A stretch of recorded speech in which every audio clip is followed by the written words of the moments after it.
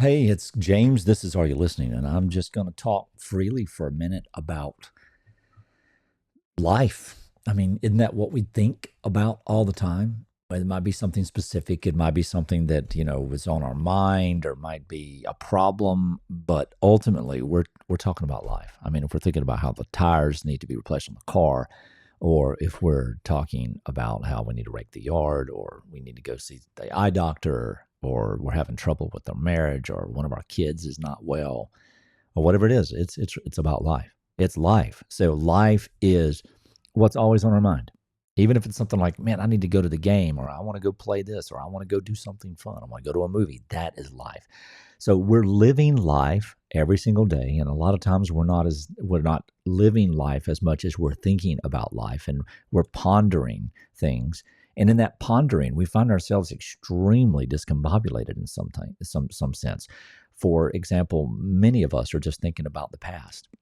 We're sitting in our feelings, we're sitting in our thoughts, and it's very natural, it's very normal. It's something that happens very organically, and we don't even realize that we're doing it. But we find ourselves in this lull, and then the next thing we know, we're just ruminating and we're contemplating and we're having conversations. If you're like me, I have conversations in my head about, well, if I'd said this, or if they'd said that, or whatever. Or I think about how I feel, and then I become more of a victim, even if I was. And there's nothing, I'm not diminishing that idea. I'm just saying that when I stay there in my mind, I'm living in a world that is no longer real, because I'm living in a real experience or a wondered experience about the way I wish something had gone, or trying to establish a groundedness or an explanation of why it went the way it went. And then the other side of that is that we sit around with a contemplation about what tomorrow is going to bring. What's the future going to be like? And I've lived a majority of my life. I lived over four and a half decades with this mindset. Where's tomorrow going to be? Do I have things ready for tomorrow? Do I have things ready for 5 years from now? Where am I going to be when I'm 30? Where am I going to be when I'm 40? Where am I going to be when I'm 50? And now that has come, I'm not going to do that to 60. I'm not going to sit here and look to tomorrow. What does that look like? Well, we worry about things. It's called anxiety. We worry about things and we wonder, is it going to be any better? Can I get this now fixed? Well, if I didn't do yesterday correct, how am I ever going to get to where you see? So we end up skipping over where we actually are, which is right now. I'm recording at my desk in my house, looking at a camera, talking to you. This is where I am right now. So I don't need to be worrying about what just came out of my mouth. I don't need to be worrying about what I'm going to say in just a moment, and whether or not this is going to record correctly, or what it sounds like, or I didn't do anything with my hair today, so I'm going to look like a bum instead of a professional. Um, I, we do this to ourselves because we're not mindful of the fact that we're not living in the moment. And how how else does that happen? I mean, we've got cell phones and digital things. I mean, you're watching me on a phone most likely, or at least, probably some digital device. Of course, you have to be. I mean, this is not playing out into the ether. It's not. It's not being broadcast into the clouds. Thank God. But we live in this place. We live in this place, and when we discover it, to get to my point, we try to fix it. I got to fix it. I got to stop worrying about the past. I got to stop worrying about the future. I got to stop thinking about what happened. I got to start living in the present. And so then we become obsessed unconsciously about mindfulness and present, and trying to establish routines and disciplines that actually don't work, because we're trying to fix something.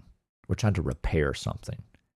Well, I can't repair 4 decades of rumination. I can't repair 4 decades of having conversations in my head, trying to establish a clear path from the past to the future, because that clear path is right this second. That clear path is today. So there are a lot of things that I've learned. I've learned that if I establish a very strong list of core values, things of that would say what I think is valuable and what I believe and who I am in those values, my identity becomes very strong. And that everything in my life flows from those values. So I don't fix my life, I recreate it. I don't fix my thinking. I recreate it. It becomes new.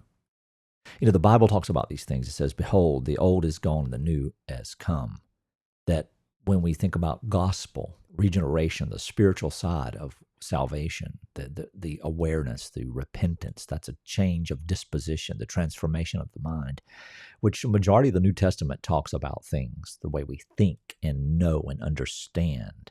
It's not as much about doing as it is understanding, which produces the doing. So we see this explanation continually, and it's not just in the Christian faith. It's in many different disciplines of philosophy and mysticism and everything else, even though, there's intersectionality there. The point I'm making is every human being, when they take just a few moments to think, comes to the conclusion that we've got to change the way we think, not fix it. And so in doing that, it's got to become new. It's got to become a place, a person, a mind that lives truly based on these values, based on the foundation, based on what is now old and gone. So for years, I disciplined myself to be better, to think better, to posture better, to have more discipline. Those aren't bad things. But I did so in a way of trying to transform something into something else, rather than that old thing just being put away and the new thing becoming. Might not make sense to you. But then some of you may be saying, that's right. That's exactly right. So yeah, that's it. You've got to become new. You've got to realize that it's not about mastering life. It's about discovering life.